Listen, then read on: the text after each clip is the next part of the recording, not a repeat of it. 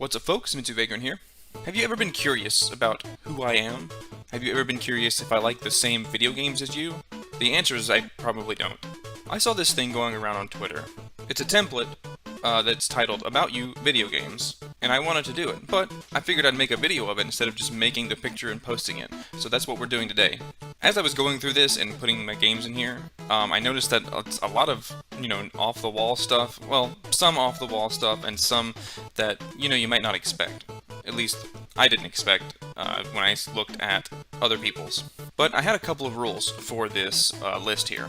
One, I tried to not repeat any video game at all. There's a few times where I do, but I just felt so strongly about those entries that I felt it was, appropriate to put those there multiple times. And second, some of them are not as simple as the statement in the picture, such as childhood game, not necessarily my most played childhood game, but one that gives me a level of nostalgia that other games may not, even if I'd never played it that much. So without further ado, let's jump into the list and learn about me. Who am I? Who am I? I'm a video game person. Okay, I'm actually going to skip over favorite game of all time first, and we're going to start with my favorite series, and you probably can already guess it if you've seen any of my videos before. I've said it once, I've said it 1,000 times, I've played this series since childhood. All of them are solid games. The Mega Man series is my favorite game series of all time. Despite the fact that a lot of them tend to make me rage a little bit because of how difficult they can be, it doesn't matter. I just feel nostalgic for Mega Man and the series in general. It's something that's been with me since early childhood. It's my favorite series of all time, without a doubt. The best soundtrack of all time, you gotta understand something about me. When it comes to music, the lyrics aren't something that really captivate me that much. It's literally how the track or how an artist sounds. What does the melody sound like? I like a lot of intense, high energy, like rock kind of sounding music. And one series that has a lot of that going for it that I really enjoy is the Dynasty Warriors series. Specifically, I picked Dynasty Warriors 5. One of my most favorite Dynasty Warriors tracks is in that game, Great Red Spirit, which you can hear in the background right now. Yeah, I just love the high energy and super intense rock music that the Dynasty Warriors series has. Some people may not think that it really fits with the ancient China, but it's neither here nor there for me. I just really think the music is great, and whether it fits or not, it really doesn't matter to me a lot. I just like the Dynasty Warriors soundtracks. But I do also like other kinds of music. I like music that is really chill, like jazz music. I really like the whole vibe that jazz music has. One video game soundtrack that I think is the total opposite of the Dynasty Warriors soundtracks is the Mega Man 8 soundtrack. Every single track just about in that game is got this whole, I can't think of any word other to describe it right now other than chill. It's just got a chill vibe. They have this weird, it has a weird sound font that just sounds very appealing to me. I just overall love every track from the Mega Man 8 soundtrack. Specifically, I like things like Searchman's theme, Aquaman's theme, Frostman's theme. They're all just a vibe. That's all I can say about it. My favorite video game protagonist would probably be Zero from the Mega Man X series. Just the epitome of cool to me.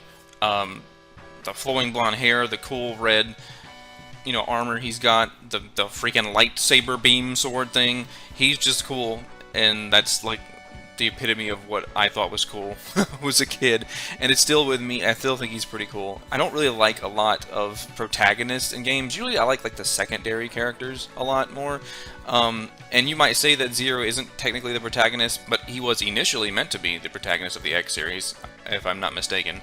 And of course that was backpedaled, and that changed, of course. But he's still kind of like a protagonist in many ways because he's very central to the story, especially like X5, X4, and X5, and those ones as well, and X1 as well. But anyway, yeah, overall just a cool design and a cool character. My favorite video game villain, I would probably say, is Akuma from Street Fighter. He's just a badass, and badasses are badass. I don't really have much more that I can kind of elaborate upon, unfortunately. I just think he's a cool design. He's got this powerful, demon entity that's just there to fight and get stronger, and his purpose in what remains of his life is to have a worthy opponent that can kill him in combat. Not that that's an admirable trait, and not that Akuma is technically a villain, but he has very villainous a very villainous vibe to him, so that counts for me. I mean, at first glance, he looks kind of like an antagonist kind of villain. He is definitely a kind of villain to Ryu, since he's always seeking him out and fighting him. Yeah, but Akuma's just a badass. That's about it. Now, I'm going to do best story and favorite ending next because they actually are the same game. This is one of the entries that I wouldn't necessarily say that the story was, in my opinion, the best, but it was the best in terms of what previous games in the series did, and how this game elevated that part of the series to be even better than it was before, than previous games. And that is Dynasty Warriors 7. When it came to the story of the Three Kingdoms, put much more effort than any of the previous games in the series whatsoever. Not that I believe that Dynasty Warriors or Dynasty Warriors 7 in general have the best told story of any of the Dynasty Warriors or of any video game, but the attention to detail that they took in delivering this story was just much greater than anything they'd done before. For the series, and that had such a huge impact on me to experience this game series that I had played for years, and to actually finally have a story for the series that felt satisfying, because not really any of them felt that satisfying before, to be honest. Dynasty Warriors 7 delivered excellently on delivering its story in a greater way than it had ever done before for the series, and so that's why, for me, I would say it has the best story delivery, not necessarily best story, though I do like the history of the Dynasty Warriors series and what it kind of aims to talk about. Not that everything that happens in the game or in the series in general is based upon actual fact, but at least it's based loosely on stuff that happened in history, and that the history aspect for the Dynasty Warriors series is something that I do enjoy. And to piggyback off of that, I would also say that Dynasty Warriors 7 has my favorite ending for a video game, at least in recent history that I can think of. What I mean by that is basically mirrors exactly what I said from the best story section, because the story was delivered so well. Actually beating the game and seeing the ending sequence with the music just felt way more satisfying to beat than any of the other like Musou story modes in any other Dynasty Warriors game. Again, I don't know if I'd necessarily say, well, no, I guess I would say, at least currently, it's my favorite ending to a game, just because of how satisfying it felt after experiencing the story in such a way that it has, like I said, not been told before. To beat the game was just such a satisfying experience, and I would say probably one of my favorite Dynasty Warriors games now to date because of that aspect. Let's see, a game that I have not played but I want to play. I have had plenty of opportunity to purchase this game on discount. However, I was fooled into trying to purchase a physical copy of this one off of eBay, but it is now the year 2023 and I still have not received it yet. Like I said, I've had other opportunities to play the game and purchase it, but no, I was holding out for the physical copy. But Bug Fables, the Everlasting Sapling, as many people probably know at this point, is a game that's very heavily inspired from the Paper Mario games, in aesthetic and gameplay and everything pretty much. And those are some of my favorite RPGs of all time, and this, just being kind of like a spiritual successor to the earlier games in the series, absolutely made me want to play it. I'm still going to play it eventually, I just have not because I was waiting on that physical copy, but at this point I think it's just writing on the wall that I'm not going to get that, and I'm going to have to try and get my money back. So next time this is on sale, I'll probably get it, even though I would happily pay full price for something like this. A game that I love and everyone hates would probably be Final Fantasy VIII. Now, I know there are plenty of people that do enjoy Final Fantasy VIII, and Final Fantasy, the series in general, is pretty beloved. But this is generally regarded as one of the worser ones in in this Final Fantasy series, Final Fantasy VIII, and it's one of my favorites, as a matter of fact. I would say Final Fantasy VIII and Final Fantasy VI are my two favorite Final Fantasy games. People generally, cite things like the junction system, and, there's more, I'm sure, like story and stuff like that.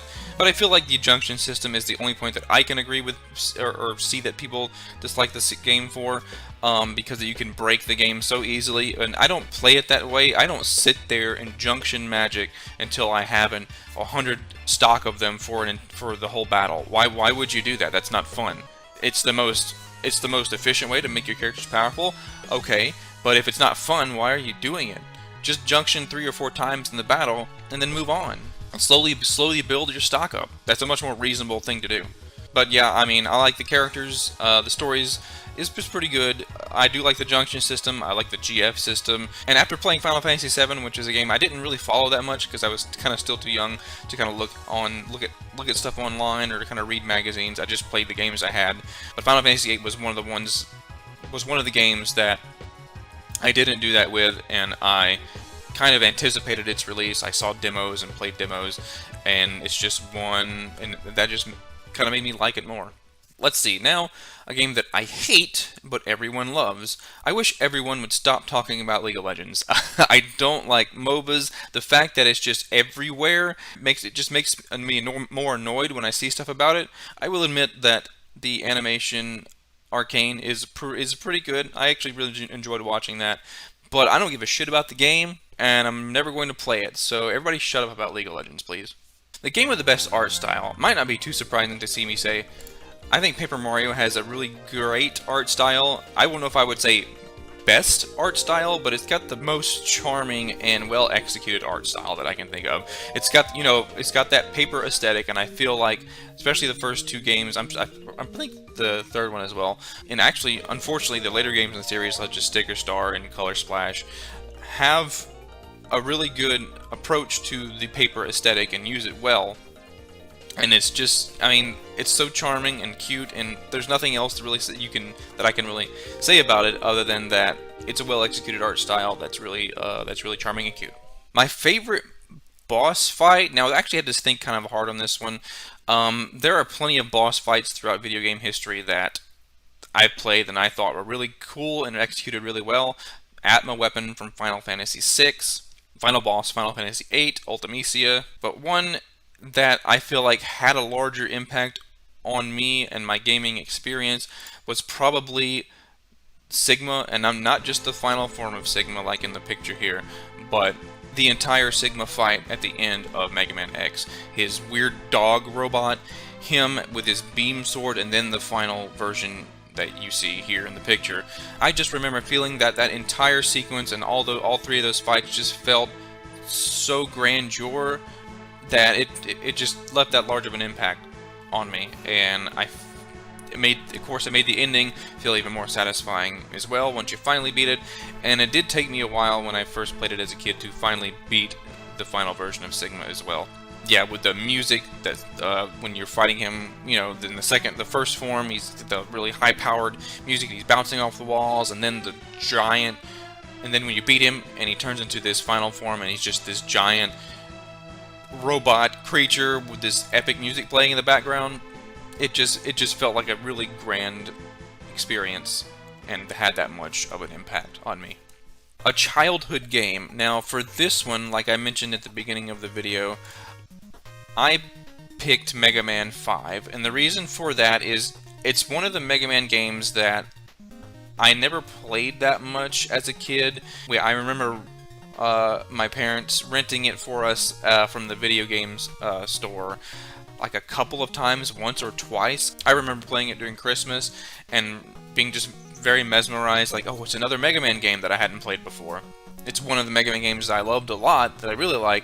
It's because I hadn't played it that much, it's got this level of mystery, or it did when I was younger to me, and of course now in my adulthood I've played it quite numerous times.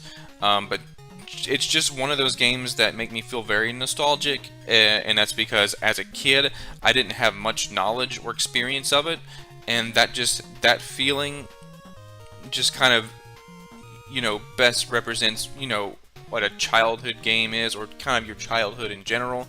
and Mega Man 5 does that for me. A relaxing game. Terraria is one of those games I would say is pretty relaxing. I feel like there was another game or two that I could probably have put on here over Terraria, but for one, Terraria's got that old school sprite, pixelated aesthetic.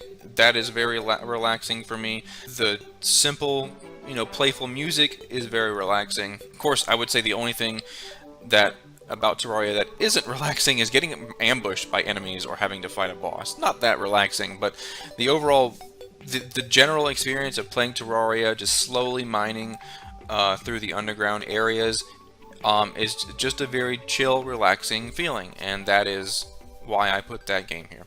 A stressful game. Okay. There's two entries here actually. The first one I put is World of Warcraft, and I specifically put Wrath of Lich King because that's the original time when that was coming out is when I played World of Warcraft.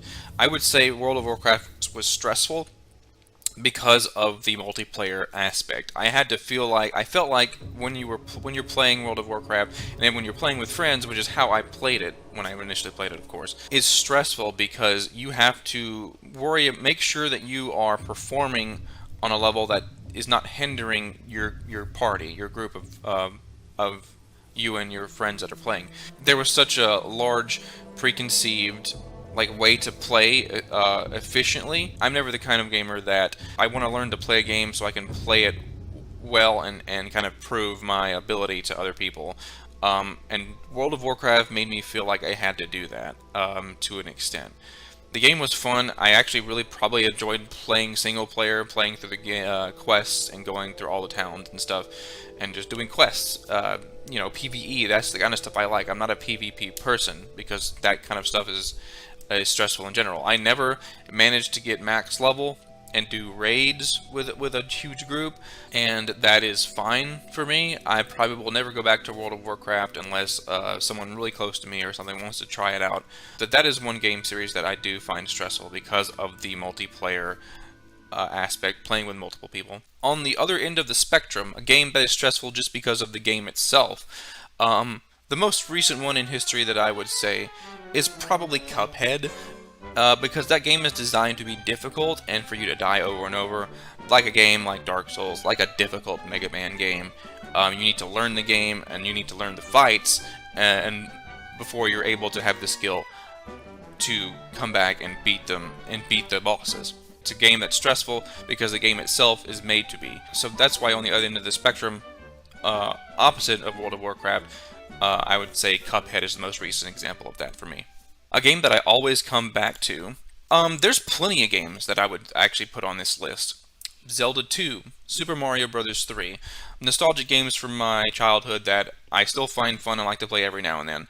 But one that feels a little more accessible than all those is one that I've actually probably played the least over the other two that I just mentioned, is the original Legend of Zelda. There's something about the original Legend of Zelda that is just easy to play, and I don't know how to explain it other than that.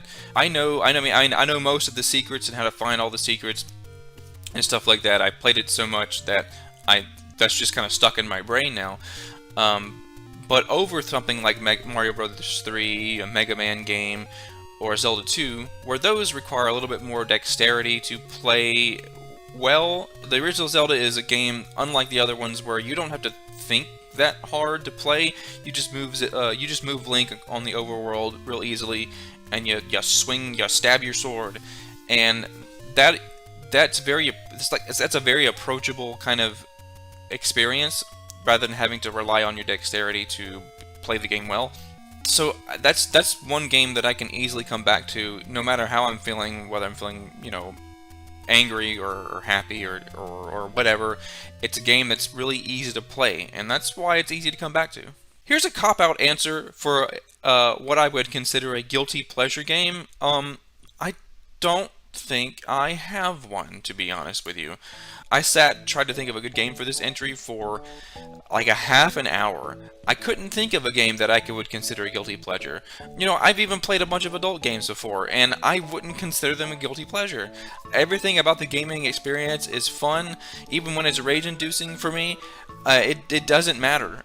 Nothing that I have played that I can think of, including those kinds of games, I consider a guilty pleasure. Everything about playing video games to me, even when the only time that I would, and this isn't a particular single game, would consider playing a game a guilty pleasure is when I should probably be doing something else, like doing chores, or when I was in college I should be working on homework or doing my projects or whatever that is, and I chose to, go play a game instead. It wasn't any one particular game in those scenarios, it was just playing games in general. So there's not one game that I would consider a guilty pleasure, so I couldn't put an entry here. Sorry, but that's just how I feel.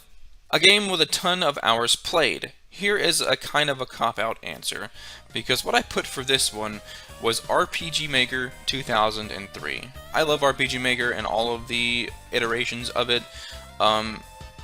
I haven't really played the console ones that much. I used to own RPG Maker 2 on PS2, but this is here because if you go look at my Steam page, it is the most hours I have on any singular game or app or software. That is currently 1,788.1 hours of playtime.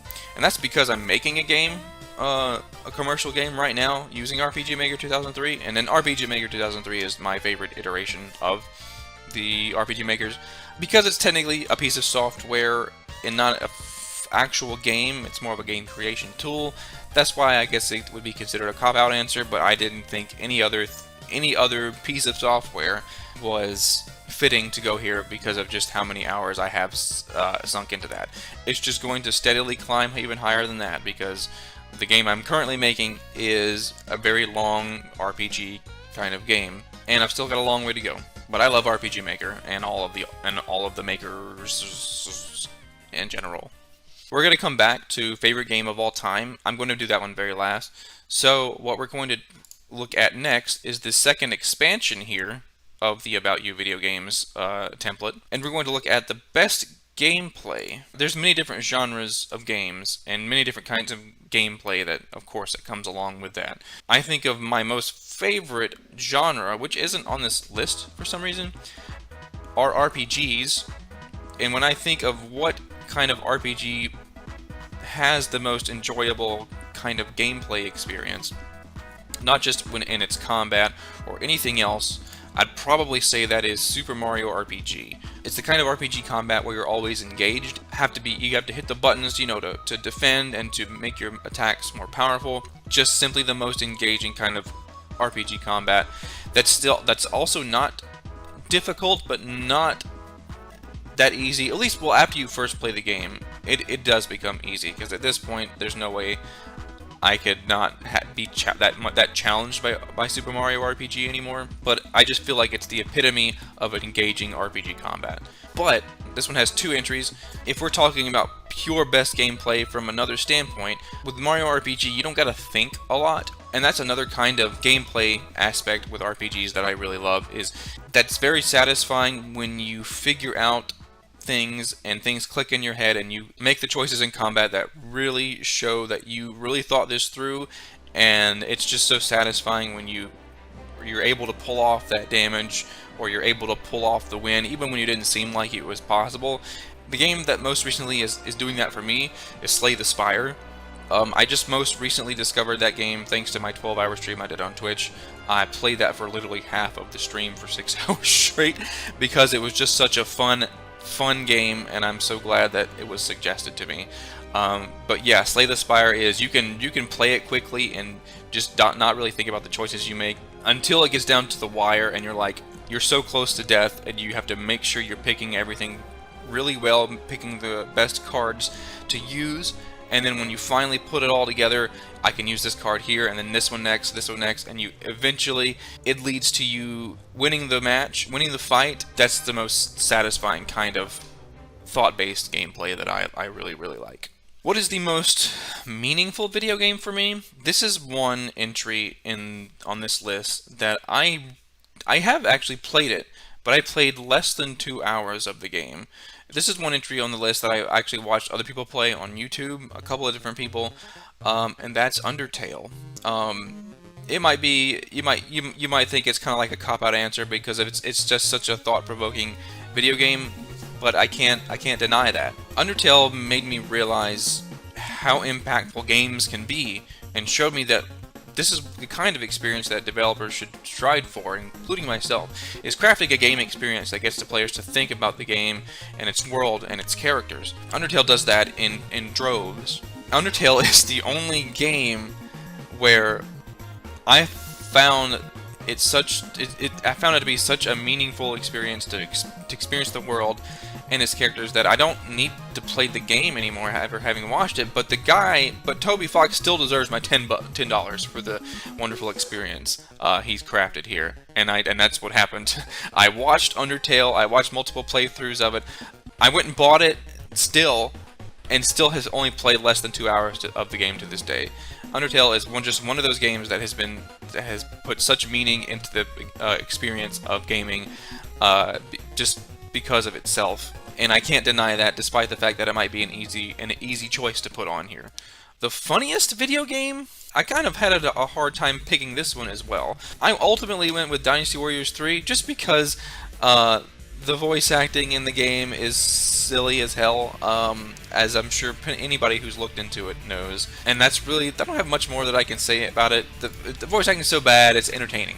I'm sure there are plenty of other games that I would find, that if I played them I would find, they might be funnier, but just off the top of my head, this is one that just immediately came to mind. Scariest video game. This one actually has 2 entries, and for 2 specific reasons. The first one I picked is Resident Evil 2, the original Resident Evil 2 on the PlayStation. The reason I picked this one is because Resident Evil 2 has such a spooky horror atmosphere that there's only a few games in my lifetime that have made me feel unnerved and just cautious playing it. I never ran through the police station in Resident Evil 2 out of fear of what I would find or what would pop out. I would always walk through the hallways of a Resident Evil game. And anytime I play a Resident Evil game for the first time, I do the same thing. One, I'm taking in the atmosphere. Something I really like about Resident Evil is that they always have great atmosphere and kind of like great scenes. So I always like slowly go through them on my first playthrough to kind of experience that. Playing certain video games, I've really never had to mentally prepare myself to continue forward, and Resident Evil 2 is one of those games that made me do that. Like I said, I walk through all the hallways because I'm mentally preparing myself for what might happen. And very, very seldom does that ever happen when I play video games. The other entry on this list is scary because what it made me feel outside of the game. That game was Splatterhouse 3. Very, very weird entry to put because when you play Splatterhouse 3, especially as an adult nowadays, it doesn't seem like it's scary, but it's got this really nice horror atmosphere to it. Watching my older brother play this game when I was like, I don't know, 10 or so, it just sowed this fear within me, just the thought of what Splatterhouse was, and not really because I was playing the game. It made me fear the unknown. You're in this large mansion, and you don't really know what's happening within the mansion. It's a mansion. It's huge. You can't really know what's going on in every room of this building at one point. That's one thing about me that I would definitely say is a defining feature of my personality, is I like to know what's going on. Whether that be in my own home, at an event I'm at, it doesn't matter. I like understanding what's happening around me and why it's happening. Splatterhouse 3 kind of attacked that aspect of my mind. Not only because of just how the game was put together, this creepy music and atmosphere, the cutscenes at the beginning and end of each level. I'm the kind of person that I want to feel safe in my home. And if I had like a large mansion like in Splatterhouse 3, I don't think I'd feel safe in it. It's just too big to understand what is happening within its walls at 100% of the time. Splatterhouse 3 made me not want to own a large house. If I ever manage to get my own, it's not going to be a large mansion. Even if I get rich, I'm not getting a huge mansion. I might get a nice house, maybe a 2-story house kind of thing, but it's never going to be a huge mansion kind of house. And part of that is thanks to Splatterhouse 3. Resident Evil 2, creepy, scary within the game. Splatterhouse 3 made me fear stuff outside of the game. A game that's so bad it's good. This is one I also had trouble with because there's not a whole lot of games that I would consider, because if a game is bad for me, I just don't play it. One game that I feel is just so awful in multiple aspects is the Mega Man game for DOS. And I really like this game because it's a Mega Man game, but playing it, I absolutely can acknowledge that this game's a piece of shit. It's difficult. The controls suck. Mega Man doesn't control well like he does in all the other games. It looks ugly. It doesn't follow the same formula as the other Mega Man games. Well, I mean, it does, but you only fight 3 robot masters and then you go to the Wily levels. It's just an eyesore. It doesn't sound good. There's no music for the levels. Its complete package is just bad. And yet I still enjoy playing it because, for most of the part, just because it's a Mega Man game. Good on the second play. Again, there's plenty of games that I could put here. The most recent example of a game that I wanted to go back and play almost immediately after beating it is Resident Evil 7. The Resident Evil games in general are always games I can replay over and over again, just because they gave me such a great experience, and 2, there's always plenty to do after you beat the game. Get unlocks, play on higher difficulties, that sort of thing. But Resident Evil 7, I honestly really, really love Resident Evil 7, probably as one of, if not my favorite Resident Evil game, because it had this return to form, of course, where, it was a horror game before it was an action game. The setting was excellent. I love the Baker estate.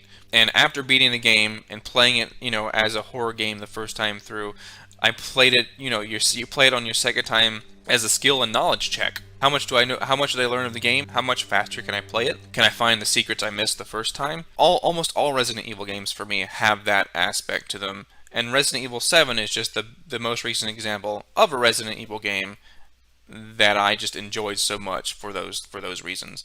A game that is the most problematic for me. This may not necessarily be the most problematic game, but it's the most recent example that I can think of, which was Monster Sanctuary. I really hate having to put an indie game on this list that in such a negative light, because for the most part, I really loved Monster Sanctuary. The reason that it was problematic for me was that it got so difficult at the very end. I can't remember the boss that it was. It was towards the end after you... I can't even remember at this point. But it was one of the in-game bosses that I just could not get past. No matter how I changed my strategy up, how I changed the monsters I was using, I could not beat this boss. And it annoyed me so much. I was like, I'm done with this game. I don't need to play it anymore. And that's a problem for me because, for one, I loved everything before that in the game. I love the world, the graphics. I love the monster collecting aspect, the RPG combat, turn-based combat.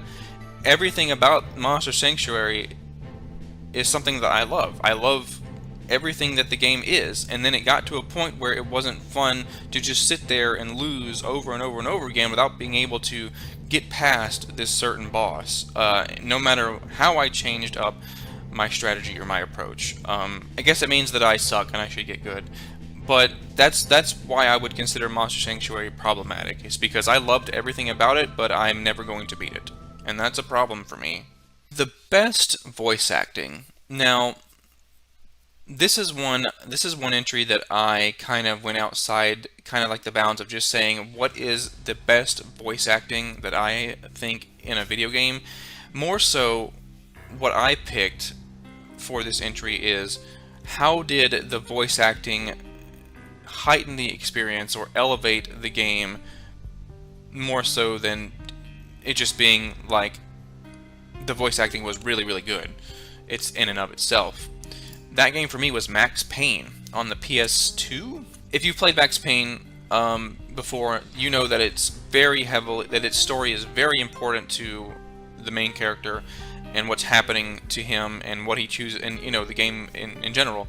The game story is told mostly through between levels through these comic book style cutscenes that has voice acting for all the characters and what's going on, and Max Payne himself has this inner monologue about what's happening. I don't know if I would say that's the best voice acting performance of any game I've played, but it was the most well utilized in creating the experience and elevating the story and the character motivations. It's like the main aspect of the game that I remember is the cutscenes and the voice acting and how the story was told through all of that. I feel was done incredibly well for me. Yeah, Max Payne has the best voice acting experience that makes the game much better because of that. The game that I am best at, I would say that there's a couple entries I could have put on this list, but one game I've played a lot, starting from early childhood and playing a lot in my adult life as well. Mega Man X, I feel, probably fits that bill. It's a Mega Man game, so even when I played it for the first time as a kid, it felt pretty natural for me. The control of X is almost identical to Mega Man and the classic series. I'm not a speedrunner by any means, and I don't really enjoy speedrunning or anything like that, but if I had to pick a game to speedrun, I would probably pick Mega Man X. I know where all the secrets and stuff are, all the collectibles. I think I play Mega Man X, the original, better than most other games that I play. And anytime I come back to it, I feel like those skills have never left.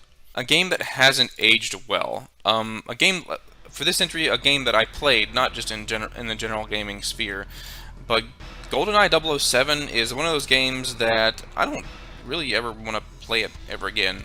First of all, I'm not a big fan of the first-person shooters, or in general, the first-person perspective of video games. There are the exceptions, like Resident Evil 7 and Resident Evil 8. And 007, GoldenEye, is one of those games that I played, with my siblings and other people, and it was fun at the time, but it's not really a game I'd ever want to come back and play. It hasn't aged well because, of course, the mechanics and the control are pretty bad in comparison to shooters nowadays, and it's just not. I have no reason or desire to ever play it again. A game that needs a sequel. Now, there are plenty of games I could have put for this entry, but one that I feel that I've actually thought about a lot, this is another duplicate entry from a previous entry, is Super Mario RPG. I think we recently learned that the original creator, or one of the people that worked on the original Mario RPG, wouldn't mind making a sequel to it.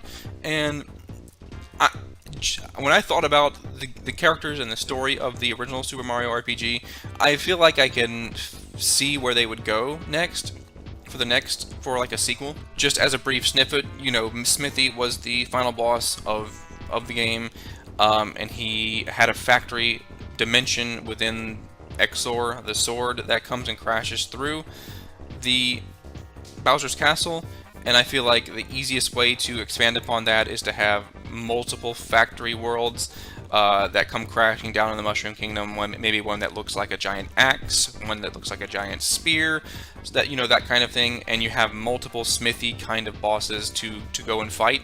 That's just one idea that I had. I've thought about other characters that you could bring back. Of course, Geno and Mallow would come back. I feel like they would have to come back. But you think of other games that definitely need sequels, such as like Chrono Trigger or games like that. And this is just one I feel like it's been so long, definitely over 20-25 years at this point. We could easily have another sequel to Mario RPG with a modern visual aesthetic, and I think no one would be angry about it. So yeah, I think that's one that I would like to see. Almost at the end here, what is the weirdest game I've played? You have things like No More Heroes, where it's just, zany all over the place. The characters and what's happening to them is weird. And when I think of all the games I've played that fit that bill, there is a particular RPG Maker game called Frontiers Extreme, where everything that happens has no explanation. You play as this random dude where you're in some kind of weird dimension where every single room is different. You talk to cows and toasters to advance in the game. All the characters explode. It doesn't make any sense. Literally nothing that is happening has any sense or explanation to it. Then it becomes a little bit more normal because you manage to leave this weird dimension and you come to the real world, a video game version of it, where you're in, like, I don't know, what is it, Kansas or Oklahoma, and you're fighting people, and you see people from the Westboro Baptist Church, and you're fighting Fred Phelps himself.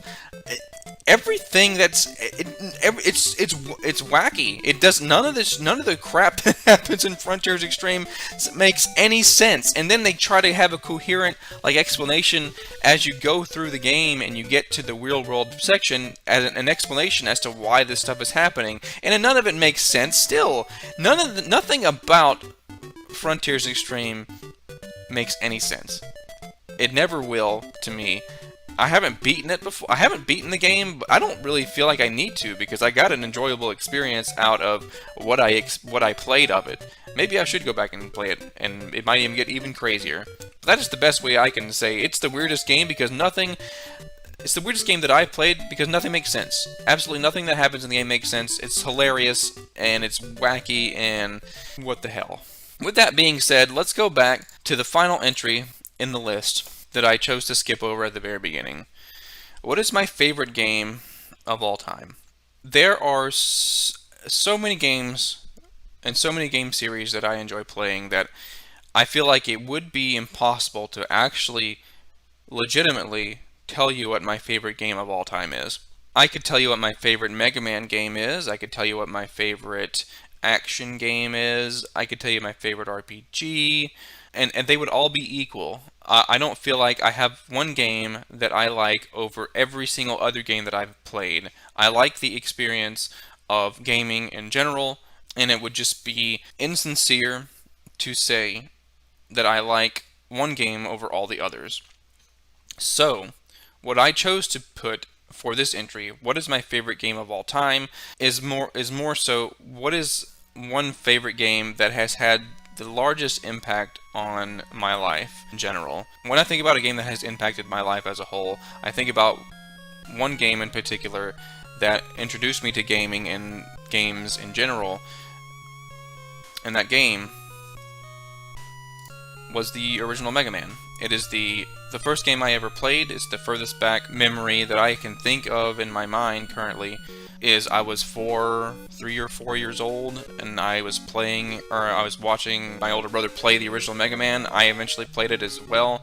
It introduced me to video games in general. It's, like I said, one of the earliest memories I have is playing the original Mega Man. So while I don't know if I would necessarily say it is my favorite game of all time, it wouldn't even be considered my favorite Mega Man game of all time, but it is absolutely the game that has had the largest impact on my life because it introduced me to video gaming as a whole. And in a sense, I could say that is my favorite game of all time because what it has done for my life. That'll be it for the video, folks. I really appreciate you sticking all the way to the end if you managed to do so. What is your favorite game of all time? What is your guilty pleasure game? What game have you played the most? Tons and thousands of hours played. I don't know, let me know down in the comments below. I'd like to hear some of those. But that'll be it for the video today, folks. Please subscribe if you have not already, and ring the bell for notifications so you will always be notified when I upload a new video. Leave a like, and with that, I'll see you in the next video, folks.